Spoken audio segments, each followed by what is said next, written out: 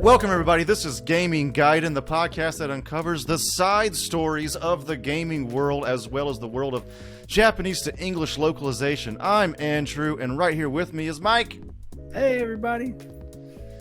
And we also have with us Mel Oak and Emilio Gándara. Sorry. You're good. They're joining us from Ace Translate, which has localized quite a few games across the spectrum here. We've got Final Fantasy Dimensions 2, Romancing Saga, those remasters that popped up on just about every system. I saw those show up on the Xbox Marketplace, and I've been saving my rewards points for one of them. And Star Online 2 recently, which is nice.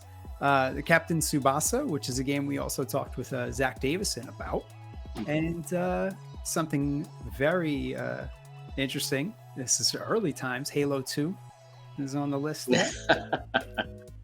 And something very, very near and dear to my heart, a series that I truly, deeply love, Shenmue. I see the latest installment, Shenmue 3, and I'm looking forward to chatting about that one. That's on your Twitter.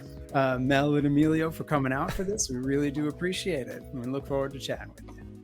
Yes, thank you. We're happy to be here. Yeah. All right. So, okay. Oh, I got the first one. All right. So, Mel, what got you into Japan in the first place? How did this all start? So, I grew up in Hawaii, and in America, you have to take 2 years of foreign language in high school. But the high school I went to didn't offer Chinese, at least not initially. And so I decided to take Japanese because Hawaii and Japanese just seemed to make sense if I wanted a career in Hawaii in the future. But from there, you start studying the language, you fall in love with the culture, everything from food to music, even anime. And I just continued my studies, and here I am now. How old were you when you started? Well, I was a freshman, so what does that put me at? 14, 15? Yeah. I don't even remember. About 14. Yeah. Okay. And was it for the same for you as well, Emilio? Pretty much. I mean, like, I started out just really being into games and stuff, anime, music, just like at least as far as middle school, I think. Like, I don't know. I grew up in Puerto Rico, but we had TV from the States, so back then it was like Toonami was what got me into anime. So if anybody remembers that, like, it started with like Sailor Moon and Gundam Wing, stuff like that, and that was what got me into Japanese in the first place. And then I started taking classes in college, and then eventually I came here to Japan to teach English, and then just things kind of like developed, and now I'm doing this. You graduated from English teaching to translation, localization in Japan. What was the? How did you get your start there with English teaching? I joined through the JET program. I got in 2011. I did that for a couple of years. I am a JET alum as well. Oh, nice. I think Mel is too. Look at that, the whole crew. Not me. Yeah. I was the one JET reject. I started this other company called RCS. That's how I met Mike. You were at RCS, right, Mike? I was at RCS when I did the stint in Saitama. So I initially went to Japan in 2001. That's when I graduated from college, and I went on the JET program at that time. But I only signed up for 1 year. They asked you to decide very quickly. I don't know if you guys remember how quickly that contract question came up, and 9/11 happened and everything was a little weird, and I was like, all right, I'm gonna head home. And then I regretted it. And then I got to meet Andrew in Saitama years later, because JET doesn't let you reapply, or it didn't at that time. Oh wow, I did not know that. Wow. How long have you guys been living in Japan now? Let's go back to Mel. So I was actually initially rejected from JET because I applied to be a CIR. And at my first interview, I was so nervous that I just watched it. So I came to Japan in 2005, teaching at Eikaiwa for 1 year. That's private English teaching. And then I reapplied to JET and came back to be a JET in 2006. As an ALT or CIR? As a CIR for What the is- Totori Prefecture. So What is CIR? those who aren't familiar, the ALT is assistant language teacher, and since Mel was a CIR, he's better to describe that one. So CIR stands for Coordinator of International Relations, and you work at local government offices where you help translate either like tourist pamphlets, you do some interpreting if any international guests come over. And out of the entire JET program, I think 99% are ALTs, and then that last 1 or 2% are CIRs. So it's for the people who actually have studied, Japanese, and are proficient or somewhat proficient at it. Did you know pretty early on that you were good at language? Well, I grew up speaking Chinese at home, so I've kind of grew up bilingual. Okay. So I feel like I had kind of an advantage at language. I think Emilio's the same way since.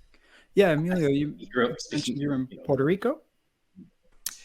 Yeah, I grew up in Puerto Rico, so I grew up like Spanish is my mother tongue. But I also grew up speaking English as well. I don't really remember learning English. I just kind of learned it as I grew as well. So yeah, I guess I could say I grew up bilingual as well. Yeah. Okay. I remember when I first started learning Japanese, I mean, I was good enough, but I felt like my brain was solidly locked in English, and I had to shake it loose somehow in my brain. And, I've gotten to the point now, I mean, I can pass practice N1 tests at home. I've never actually passed the test because of the time limit, I think. But yeah, that's cool.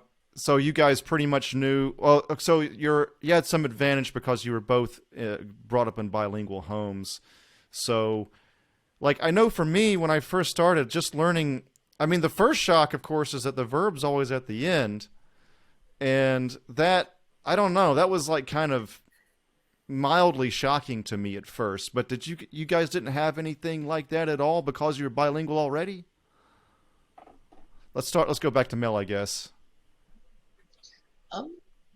It wasn't so weird for me. I mean, the thing about Chinese grammar is actually is very similar to English grammar, but again, the words are different, the pronunciations are different. So I figure you study a language, things are going to be different. It wasn't that weird to me. Yeah. I mean, to get to the point where I was proficient took time, but when I was learning it, I was just like, okay, well, this is Japanese. That's just how it is. Right. I'm curious about the years growing up. Mel, you mentioned you grew up in Hawaii. You were born and raised there? Yes. Okay. And you spoke Chinese in the home? Yes. Which variety? Is this Cantonese? I spoke Cantonese, yeah. Oh, okay. Cool. Were you raised literate in the home? Were they teaching you to read as well? Or is it only spoken language?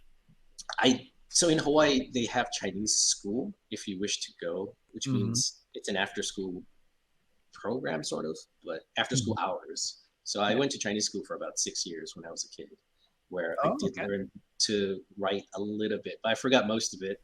But in terms of like knowing kanji, yeah, I guess it was an advantage I had going into Japanese.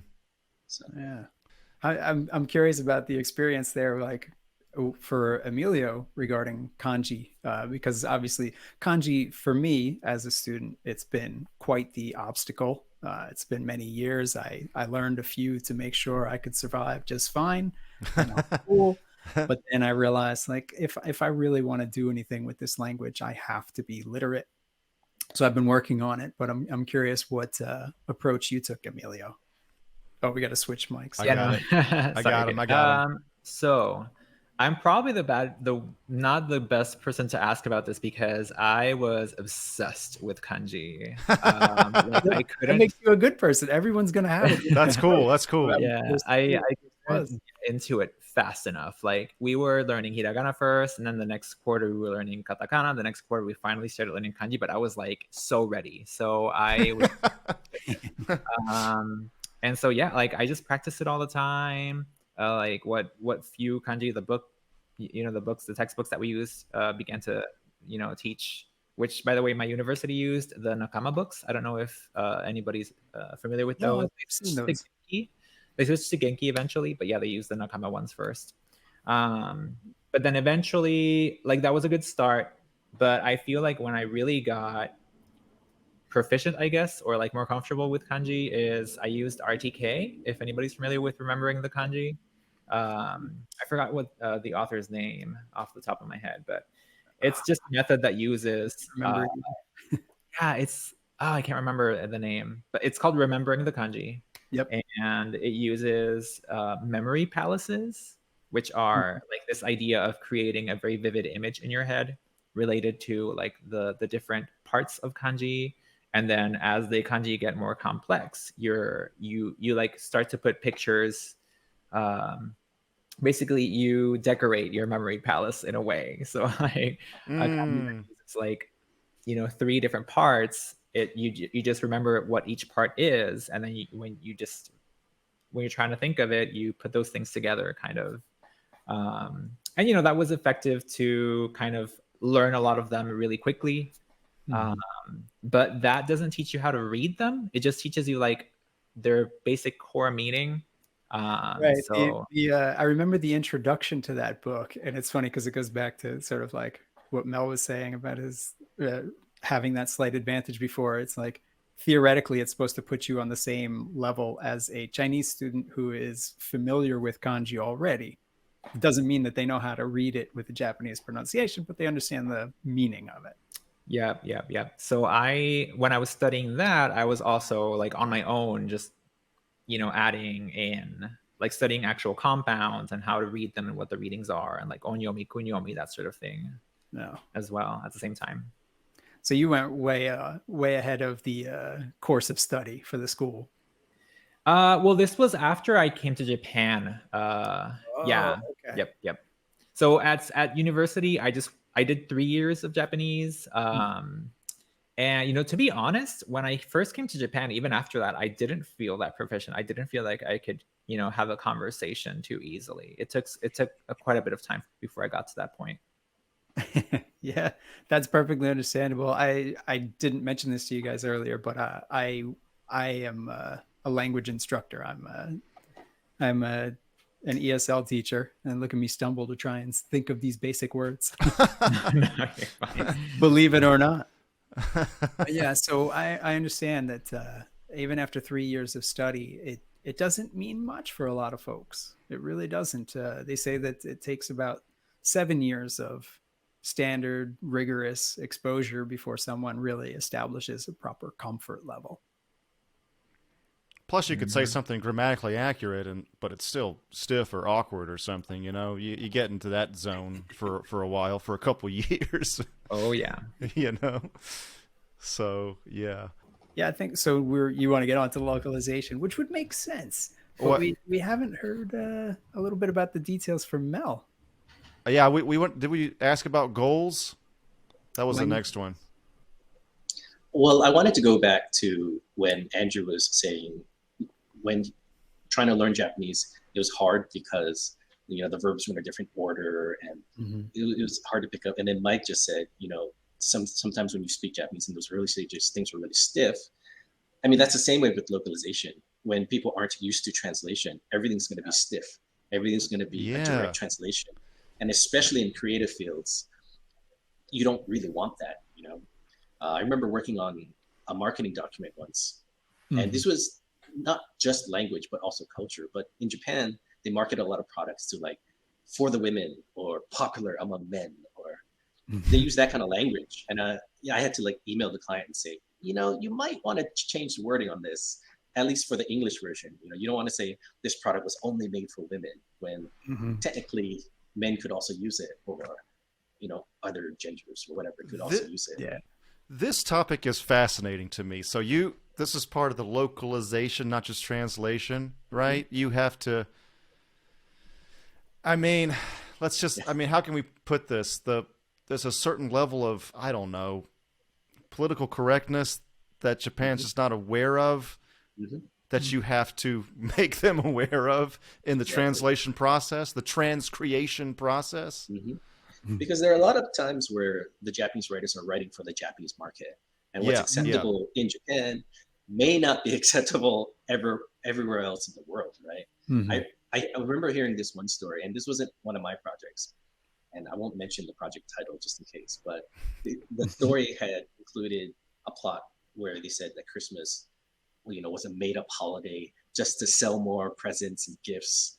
It was like a corporate thing, and the localizer had to email the agency or the client and say, you might not want to publish this story in the game, or change it a little. And I think they ended up changing it. So yeah, might need to localize that one just a little more. Right. Oh man, yeah, that's. Oh, and your question was goals? Yeah. So when you started learning Japanese, was it just to be able to understand anime without subtitles, or were you immediately like, I want to be a translator for video games? Was it pretty clear in the beginning? Well, again, initially I mentioned that I wanted to study Japanese just to have it in my toolkit, because I was in Hawaii, and I figured if I ever wanted to work there, it would be a nice skill to have. But it certainly seemed that I visited Hawaii once, and there were a lot of Japanese folks there. Oh yeah, a lot of tourists, also a lot of local Japanese people as well. But of course, more on the tourist side if I were to get a job there. Oahu? You're from Oahu? I'm from Oahu, yeah. Oh yeah. Lived pretty close to Waikiki, I guess, but we would never go there as locals because that's the tourist spot. So. That's where the tourists go, yeah. Yeah. I think I first realized I wanted to get into translation, or at least localization, when I was working on Halo 2. And I was only a tester, but they had hired me to test out the Japanese version because they couldn't find any Japanese proficient testers at the time. And I was kind of like just there looking for a job. Yeah, I got hired as a temp to do it for like 3 months. Have you played the latest Halo in Japanese? I have not. Is it bad? Or No, you know what? The announcer, it's great. There's a certain amount of humor to his voice that I think is better for the Japanese market, because the American version is just like, you've killed that guy. It's just really just want to be badass. And that's fun kill streak names like Killtacular. Yeah. Oh yeah. So it does have some humor, but yeah, the Japanese voice, I find myself laughing at that guy. I think it's pretty good. I mean, from what I can tell anyway. So that's awesome. Yeah. Were you doing QA for Microsoft, or were you doing QA for a separate entity that Microsoft then hired to do this particular testing? Well, I had signed up for a temp agency, and they placed me there at Bungie. So I was on the Microsoft campus, but I was just a contractor. Huh. In Hawaii or California? No, this was in Redmond, in Seattle. I went to the University of Washington. Oh, gotcha. So I left Hawaii to go to college. In Seattle. Oh, okay. Cool. All right. Was there anything you can remember in particular about the Halo 2 localization that you liked? Thought, that's a good name for something, or like the Needler, I don't remember anything like that. I remember some of the weird Japanese I caught, where like they translated space as like space in a room as opposed to space in the sky. Oh, yeah. That's so like machine translation right there or something. Yeah, I don't know what happened there, but yeah, it could be machine translation, or they just didn't have enough context, because a lot of times in localization you just send us text files without any context about what that word is referring to, or what this scene is referring to, or sometimes who the speaker is. Sometimes they don't even include that information. So yeah, we do a lot of guesswork in this line of work. So yeah, for sure. There is one thing I remember from working on that job, and this had nothing to do with the Japanese, but the Arbiter. Yeah. He wasn't always known as the Arbiter. They had a different name for him, and I can't remember exactly what it was. But I remember the legal team saying, "Oh, you can't use, the Islamic name for a shaman or something like that." And they're like, "Yeah, we need to change that." And I was like, "Oh, interesting." Yeah. Wow. Changing okay. Probably a good call. Yeah, of course. Probably so. They had Yeah. issues with what was that name, like Kakuto Chojin or something like that? It was some fighting game where they were using Islamic prayer in the background. Oh boy! Oh no! Oh, I remember something like that. And I think Zelda, even Ocarina of Time, had an issue with this, where later printings had to have some music changed because they used samples. They were all using samples apparently from some particular royalty-free disc, and they didn't realize what they were using. All right, so yeah, let's talk about localization in more detail. Can you tell us that we already touched upon it really quickly, but let's go back to Emilio. What's the difference between localization and translation? All right, so translation in and of itself, I would just say is taking basically like rewriting what is said in one language into another. So, with no regards to regional differences or, like cultural sensitivity or anything like that, just like very simple, just core stuff, like a mathematical equation almost. Whereas localization, then you really have to take into consideration like all these other aspects that are cultural or that are specific to demographics and whatnot. So like what you were talking about earlier with, with like these names or like using like those specific chants or that sort of thing that, other cultures might be offended by or that are just sensitive in general. So that is the sort of thing that you have to be, really mindful of. Or like Mel was saying earlier with the marketing that's just like very, very gender based, which, you see in the US anyway, like It's true. It's definitely yeah, like not to get too off track, but it just makes you think of like no, go ahead. Like the pink tax. Have you ever heard of that? Yeah. No. Where like some products, when they market them for women, like they color it pink or whatever, just super like very obvious things like that. They end up charging more for some reason. Oh wow. It's like the same product, but because they are like marketing more towards like a certain demographic, they end up charging more. And just things like that. But yes, there are a lot of sensibilities, that are very specific to a culture, and that's one of the things that localization keys into. So it's translation with that lens, like through that lens, where you think of, oh, should I say this? When you're translating, there are different ways of saying the same thing, right? And so localization makes that more like you need to be more choosy with how you say, word choice and everything, how you say things. And what about transcreation? That was a term that was completely new to me when we interviewed Zach Davison. Is there any difference there? I could talk about this, but Mel can probably say even better and like give better examples. But yeah, I would say basically it's going one step beyond and like adding more of an original voice into the translation, not just stopping at trying to be close to one, which in most cases is impossible to begin with. But there's a lot of different examples that you can use. But yeah, it's for example taking things like the classic jelly donut in Pokemon, where they had the onigiri and they called them jelly donuts. That's like the ultimate like memed out example of transcreation. But yeah, I should let's take it over to Mel. I'm sure he's got lots to say. My idea of transcreation isn't actually translation at all. Like they basically want you to write something not from scratch, but you use the Japanese as a reference, and then you write something for your target market. So I was offered a job once. It was actually for Street Fighter, and so you had the blog, or you had the blurb for Ryu, and it would say he was from Japan, he's studying this style of martial art, blah blah blah. But they didn't want you to translate that. They just want you to write something based on that. And so you would try to think of a way to make it sound cool and whatnot. Is the reason for that because the languages can be so different at times, or just like don't even try to base it on this too much? Yeah, I mean, like Emilio was saying, there are sensibilities in different markets. So they kind of trust you with writing something that sounds better. And it basically is written in English from the start, but you're just using the Japanese as a reference point. So like you can draw references from there. You could probably include some of your own stuff if you wanted to.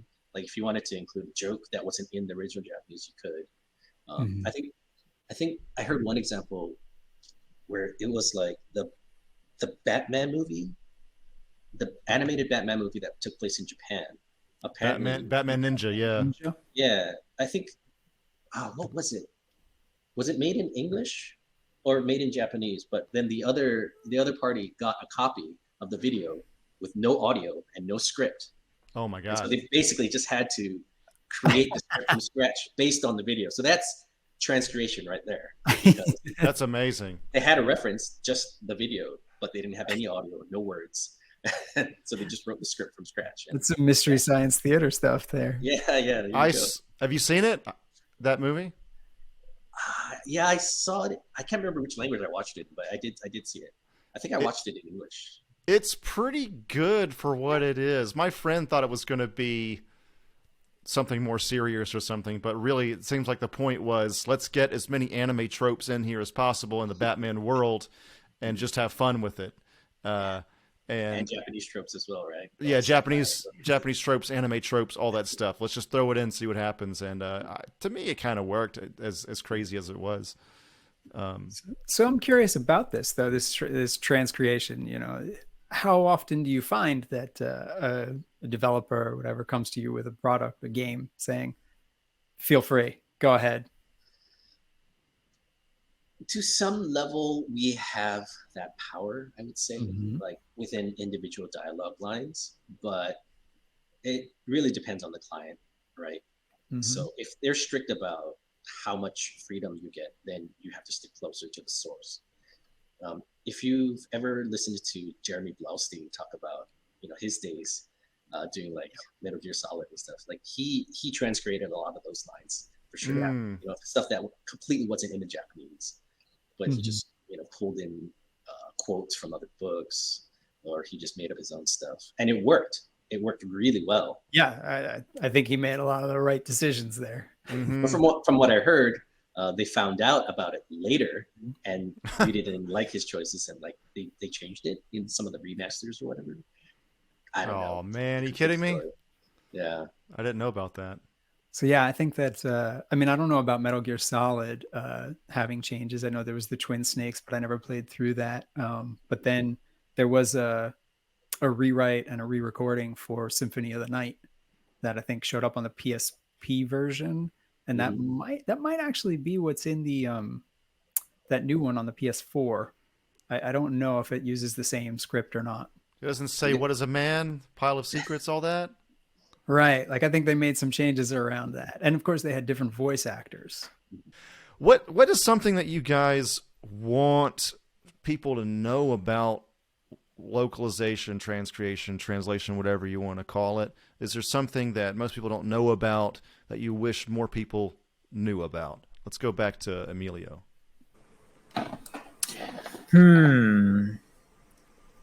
I think maybe a lot of people might have like misconceptions about the process, which, when you're on the outside, like how much can you really know, right? But yeah, I think, and going back to like the Twitter wars and whatever, and getting flamed to death for stuff, like a lot of the times we really don't get as much, context and stuff like that as we wish. Like sometimes the game has been out and you can play the Japanese version while you're working on the English text, but a lot of the times that's not the case. And you can only, go with your gut feeling a lot of the time. And sometimes, you can ask questions. You can ask the developer for some clarification and stuff, but that's a process that takes a lot of time and resources, which sometimes you don't have. Like sometimes things are due like next day. Like there's just, there's only so much you can do, right? So you have to make some like executive decisions sometimes. Like cut us some slack, I guess. I don't know. Definitely. Exactly. I guess like there's like the bandwagons and stuff, and that sucks, but it is what it is. It's Twitter, so don't let it get to you too bad. As long as you're getting jobs. Yeah, and what can I say? I don't know, like it's So I have a question about this, about the practicality of it. It may be opening a can of worms here, but I'm curious, like if you saw something, you worked on a game, it makes it to market, and you realize that you're not happy with something, right? Of course, there might be 100 people on Twitter who aren't happy with something, but that's not important here. What I'm saying is that you, as the artist working here on the translation, realize I would actually like the opportunity to change that. Would you ever have that opportunity, or are you working as a third party and you no longer have access to it? Is this completely out of the question? I mean, they patch things like mad all the time, so I'm not sure. DLC. Yeah, it's very, I like, in my experience, I feel like it's very unlikely that you'll have a chance to fix stuff after it's been out, unless, it would have to come from the developer being like, hey, like, let's use you again to change something here. But unless that's the case, like, very unlikely. You kind of just have to live with your decisions, If I'm wondering about the possibility of, say, a game that sort of establishes its mythos as it goes on, and it might need to go back and change little things in previous games. Have you ever encountered that? Has that come up? Retconning, so to speak. I think there's more of style like guides, etc. Yeah, and in most cases you want to stick to legacy. I think Mel would agree with me on this. Like, if something has been established in a certain way, they probably want you to keep it that way. But now with like all these remasters coming out, I think developers are in an interesting position to be able to change a lot of these things, which, for better or worse, because like Andrew was saying, like, you don't want to lose those memey lines like all your base are belong to us and stuff like that. It's so good, man. Yeah, right. Love it. But on the other hand, if the way I personally feel about this is, if the original text could use a touch up, like maybe include both. I don't know. Like, I don't know what the best way of doing it is, but if it's something that was really, like done in a certain way back in the days, but now you have a chance to make it better, like, why not? I guess. I don't know. Like, it's probably very case by case. Look, Tim Rogers had that whole thing about Sephiroth's lines and everything in Final Fantasy VII. Oh, that was really good. Yeah, there was that video series. Yeah, that was really interesting. So you guys worked on a series that has a legacy. It's the Romancing Saga remasters, but I didn't play those, and I'm not sure if the first one was made available in North America or not. Or are you were the first ones to translate Romancing Saga 3, right? Is that also the case for 2? Okay. Yeah, I'm gonna let Mel answer this one. So how was that? There was a Romancing Saga series. You had all 3 games there. How did that work out? Did they give you any particular guidance, things you had to stick to, or how did you go about it? No, not really. They just threw me the script and I went for it. So it was actually me and 2 other guys. Emilio wasn't on that project, but because it was an old game, there were a lot of references and a lot of Japanese wikis online. So I could pretty much find all the information I could. The difference between how we approached 2 and 3 were a little different, because on 2, I was the sole translator, and they only paid me to translate. And I wanted to make sure that it would get an editing pass after my translation.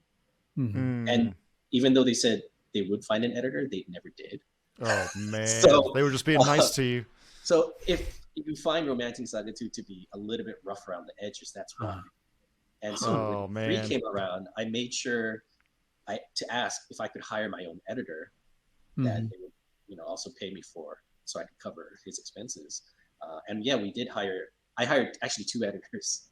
Because I hired a friend who was a huge Romancing Saga 3 fan, had played the original, had played all the modifications. He knew everything about the story, so he was like my context editor. Nice. And then I hired an actual editor to edit the English. So 3 should read and play a lot better than 2 did. All right. Okay. On a language level. Yeah. Do you find weird to look at that and see that we don't have Romancing Saga in the mix with those You know, because I remember that was the first thing I did when I saw them come up on the Xbox Marketplace. I was like, oh yeah, let me wish list this, wish list that. Where's the first one? Where do I get it? It's important to be able to write in English, right? That's probably more important with the transcreation part, but you can't just translate. You find that in order to be a good localizer or translator, whatever you want to call it in general, you just have to be a good writer in general, right? Yeah. Yes, I agree. Yes. Do you find there's some translators, I mean, we're not going to name any names, but that just like are not creative, and maybe they'd be better with mechanic, like, car manuals and stuff like that. And that stuff pays a lot anyway, right? So it's like, it's just a totally different skill, basically. Different strengths. There's a lot to say here. Yes, I think some people are better as direct translators. They might be translating patents or automobile manuals or whatever. I mean, you still have to be a good writer in that sense. Like, you have to know how to write manuals. Yeah. You have to know how to write a patent. So it just depends on your skill set, on the way your brain is wired, I guess. Like with localization, you have to be super loose, As you mentioned earlier, when studying Japanese, it was hard. You'd always be thinking in English before you spoke Japanese. And as you get more fluent in Japanese, you start thinking in Japanese to speak Japanese. And as you get better at localization, you start thinking about writing the meaning as opposed to writing the words in the Japanese source text. You think about what they're trying to say and convey that in English. Right. Using a dictionary and translating each word as it is. It's just, I brought this up with Zach as well. It gets to a point in your study where you start to see translations, and you'll have like a Japanese sentence here, and then the English translation. English translation has no words from the Japanese side at all. Not a single one, but it is a great translation. It's the most appropriate translation. It's like, this is, I feel like if people that are listening to this that maybe aren't localizers or translators or of any kind, or aren't bilingual, like this, this was an epiphany to me in my study, and probably a lot of people out there don't know that this is a thing. It's just, I feel like it's an interesting phenomenon almost. So it's a bit tough too, because the order of Japanese is almost the exact opposite. Whether we're talking about individual sentences or entire paragraphs. And so sometimes, if we are translating an entire paragraph, we don't want to translate sentence by sentence. Like, sometimes we want to flip the script, like literally, and write the last sentence first and then the first sentence last. Right. And so sometimes if you're using like a translation tool that lines up these sentences, sometimes you might even get a sentence that doesn't match up with this exact sentence. Right. Because that translation was actually up here. Oh, yeah. Yeah, that's definitely a different flow if you want to get that effect. I hear you. It looked like you wanted to say something there, Emilio. I hope we didn't cut you off. Oh, no, yeah. I was just going to mention, like, just a very simple to understand example that kind of proves that point is sayings, like popular sayings, proverbs. A lot of those things are so, like, such a specific image to a culture that if you tried to translate it directly, it just makes no sense. Like, I don't know, like birds of a feather flock together. Like, if you tried to say that exactly in Japanese, like, people would be like, what? I mean, sometimes you get lucky because killing a bird, killing two birds with one stone is basically the same thing in Japanese. I was shocked when I saw that. I said, I used to teach a class on idioms when I used to work in Midtown Manhattan doing TOEFL prep for adults coming over. And idioms were always just like completely insane. There's no way to know. But then I saw one day and I was like, I've been waiting my whole life to see an idiom that translates perfectly. That's gotta be maybe that early Portuguese influence or something, because they also have pearls before swine, and it's the exact same one. And Yeah. if you want to shock Japanese people, tell them that that's from the Bible. And I'm not religious, but I knew that that's from the Bible. They think that is a Japanese phrase. They think that it was made by Japanese people. They could have arrived at it separately. Okay, maybe, but it's There so are specific. pearls there. It's so specific, though. Yeah, there's so many of those. So sometimes, like, and let's not get started on puns. Like, don't get me started on puns and jokes. Those are like such a nightmare to translate most of the time, just because there's such specific things to how languages work in conjunction with how words sound, and also like cultural references, like all those things combined. Then you really have to get creative, and then to make the thing work properly in the target language, sometimes you have no choice but to transcreate. Two things there. Remember with the jokes, I can remember two particular incidents in movie theaters where the jokes weren't really working across the languages. The first one I was in America. I think I was maybe in junior year or something. I think the movie was called Traffic, and it dealt with drug trafficking between Mexico and America. And there's a scene with Benicio del Toro in the opening, and he's just kind of talking naturally, smoothly, and we're reading the subtitles and just listening, and you could hear 2 or 3 people around the audience cracking up, and the whole time I'm just like, why is that so funny? And I think that those subtitles were very droll. And I spoke with my friend afterwards who's from Mexico, and he was like, oh yeah, no, the subtitles weren't really good. That was really funny. The second time was when I was in Japan. We had gone to see the first Harry Potter movie, and there's a part with Dumbledore where he's like, don't go to the second floor or you will die a horrible, horrible death. And we all just started cracking up, and everyone in the theater was silent because it was like this perfectly delivered, sarcastic, funny line, a droll delivery for horrible and gruesome stuff. Right. But when you translate it, you're gonna get the meaning of it, but not the feeling of it. Well, people don't laugh in Japanese theaters that much anyway, right? Culturally speaking, they're too shy, and they feel like it gets in the way of the group or whatever. I didn't go see any Japanese comedies in the theater, actually. They don't have a whole lot. It's mainly on TV. I think it probably goes back to like not wanting to be a nuisance, which is kind of like built into becoming Japanese. Like don't disturb anybody else's space, and I think that includes like noise wise. So that's probably like my theory as to why movie theaters can tend to be really quiet. I understand that, but I often think like if there's when I was a kid and I saw Nutty Professor in the theater or Austin Powers or something, there's no way I would have not been able to laugh. Like if a movie comes out like that in Japan, people just hold it in. It just boggles my mind. I don't understand. No, I don't think people would like. I don't know. Like go that far. I don't recall like having an experience like that where like I felt like I was the only one laughing, but if anything, I was the only one not laughing for not getting something. Oh yeah, for sure. Yeah, been on both sides, like I said. Yeah, people will laugh at you because you're the only person laughing in the theater.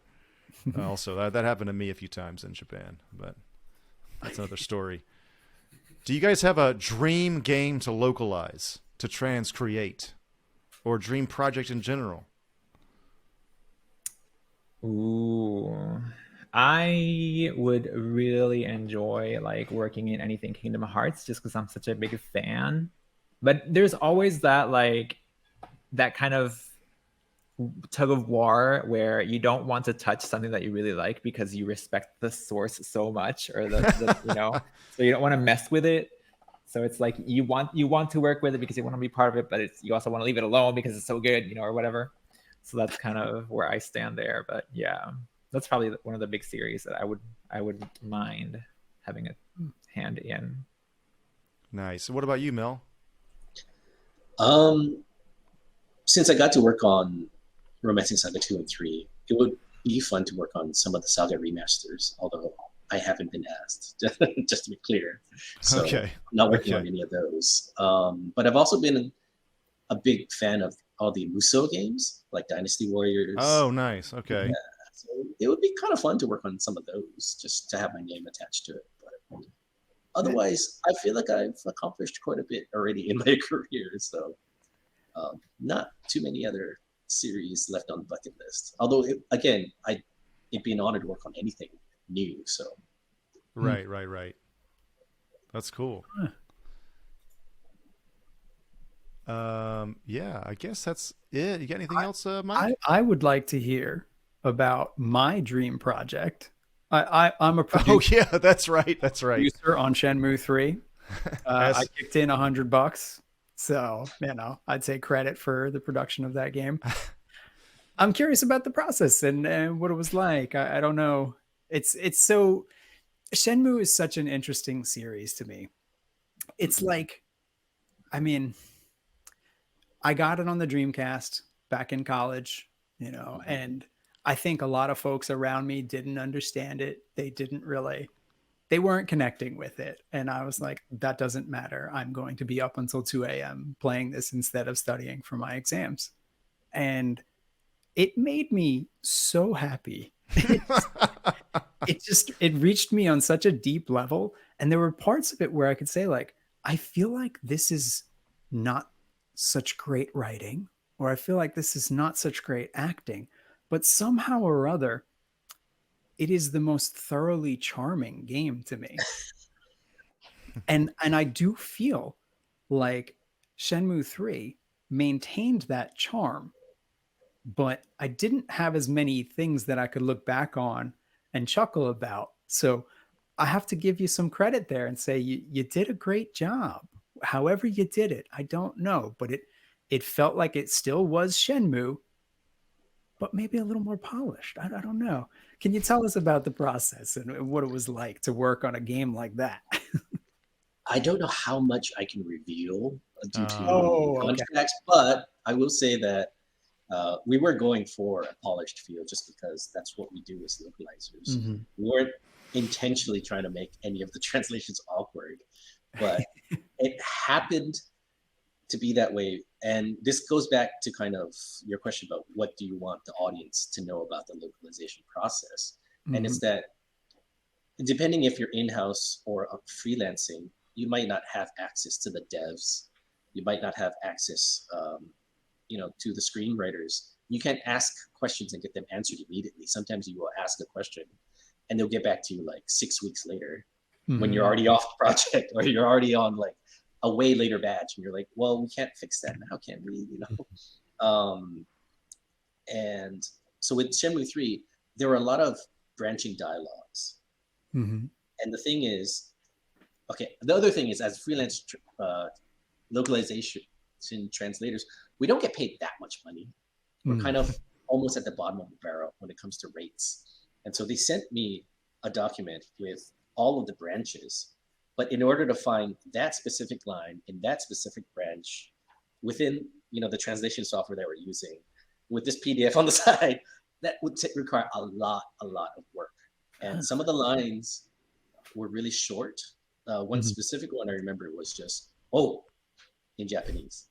And "oh" in Japanese could mean anything from "excuse me" to "oh, sorry," or it just could be a stutter like, I'm not sure what I'm supposed to say here. And if "oh" came up in the script and we don't know which part of the dialogue it was in or which branch belonged to, we weren't sure if it would belong in the "sorry" category or in the "excuse me" category. And it was kind of hard to see that. And how long have you guys been translating, by the way? Been localizing? Professionally? I would say for me, I started in 2010.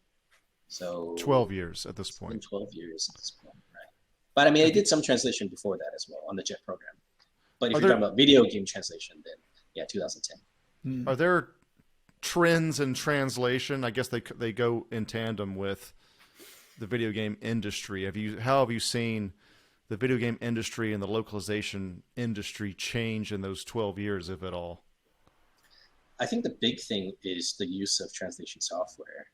When I got started, a lot of it was handled basically offline in files. We would use Excel.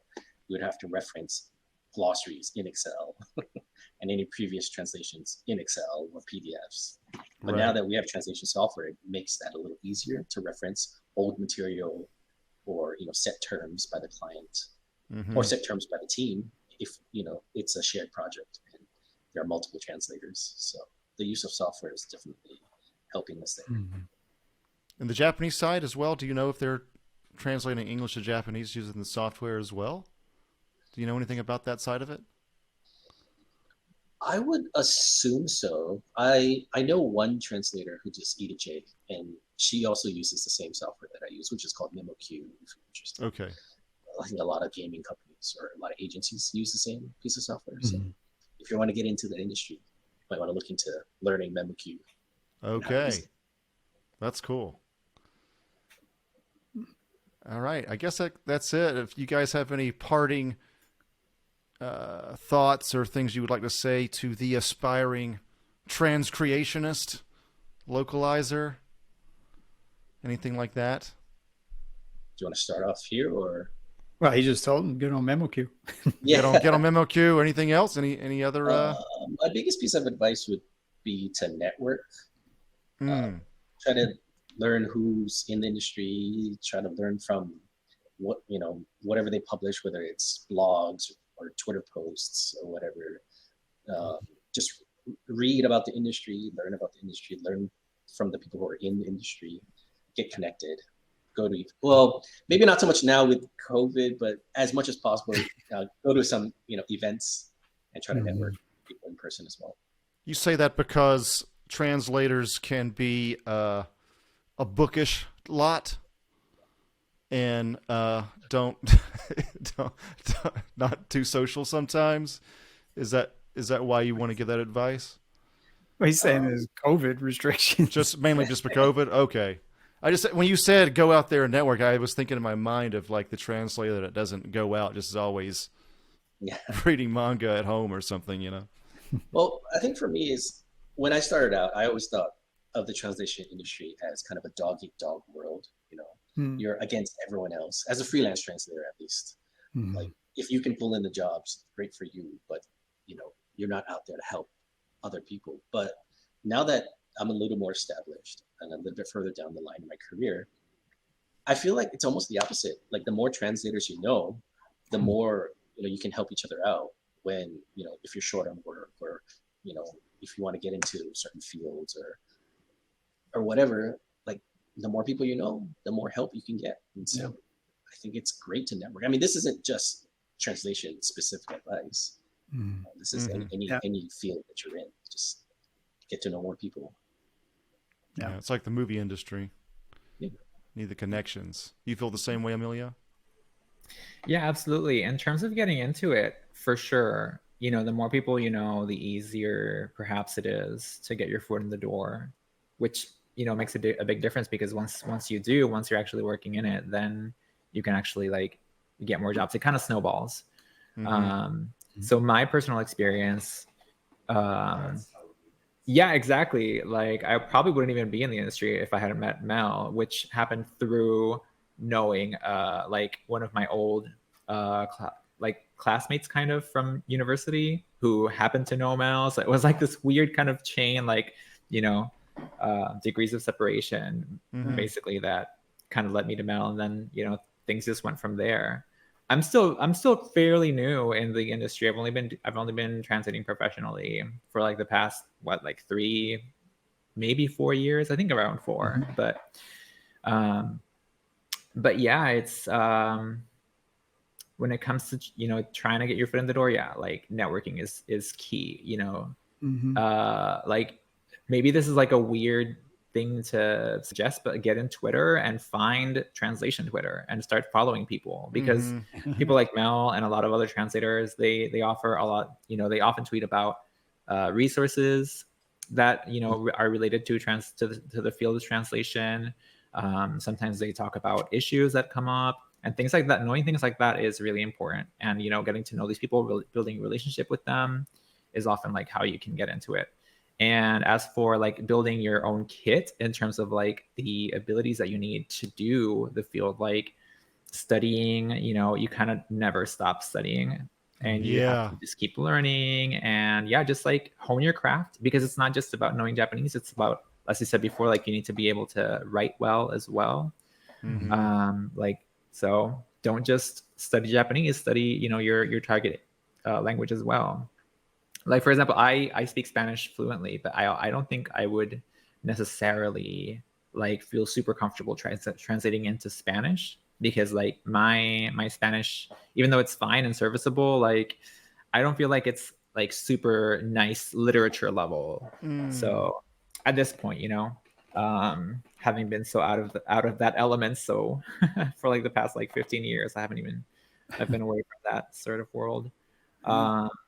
But yeah, just don't stop studying and don't give up on it, I guess. That's awesome. Yeah, it never ends, which is great. And it never ends in the native language either. That's true. That is true. All right, guys. Thank you for coming on. It's been an awesome episode. I love talking about this stuff. No, it's been a pleasure. Thank you so much, guys. It really has been nice to talk to you. It's great to hear about all this stuff. Yeah, thanks for having us. All right. Well, everybody, thank you so much for listening. If you liked this episode, please subscribe to us on YouTube, Spotify, or Apple Music.